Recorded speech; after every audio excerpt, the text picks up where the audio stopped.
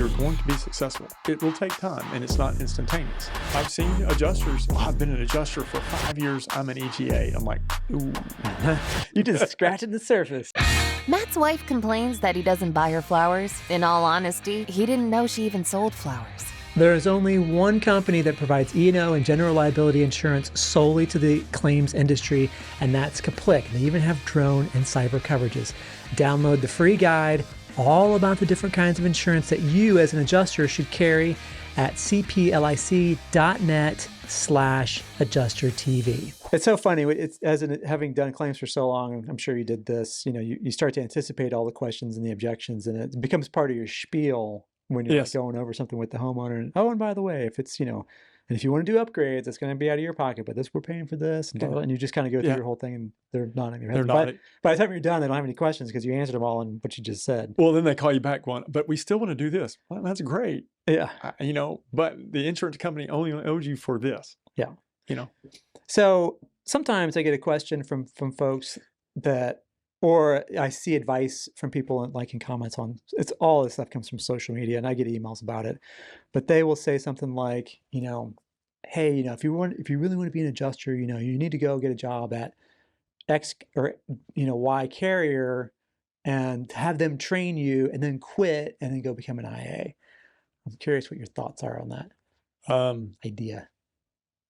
I'm sure the carrier doesn't like that idea. Yeah. So, if that is an easy path for you to get into adjusting, and sometimes the IA path is sometimes not as rigid as some people need.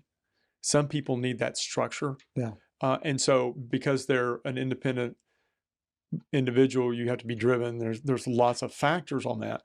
But sometimes I need the rigidity and structure of a company, and I need to work for somebody. We can talk about, taxes and other things in a minute, but, that's sometimes the best path. And so, but instead of looking at, I need to be there for 5 years and get trained. If they're willing to invest in you, why wouldn't you become better? So, you may look at it as, hey, I can advance not only my skill set, but I can become a GA or an RGA or an EGA. And so those are very limited skill sets. They're vast, but they're so unique, and they will control other adjusters. And it's a very important role.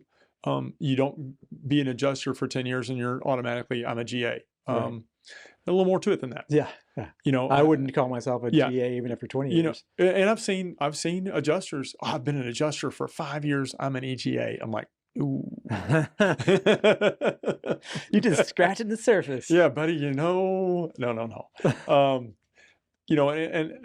not one to correct somebody, but I will, say, let me direct you in some ways to help you see what you're advertising yourself to be, and this is not skill sets that you represent yet. Right. And so, but that doesn't mean you can't get there. It's just you're jumping the gun a little bit. Yeah. I didn't consider myself trained enough well to be an IA until I had 7 years experience. Oh, yeah. Sure. That was how I came up in the industry. And, even after I had 15 years experience, people were like, hey, you're just the newbie. I'm like, that's because I'm hanging around with a bunch of old people, so. Right. But, that's how we came up in the industry from an apprentice level. And it's changed. The industry has changed quite a bit. And so I don't know shortcuts to get around some things. I do, but then they become harmful to the individual that try to do them. If you take the time and make the commitment and learn and listen, then you're going to be successful. It will take time, and it's not instantaneous.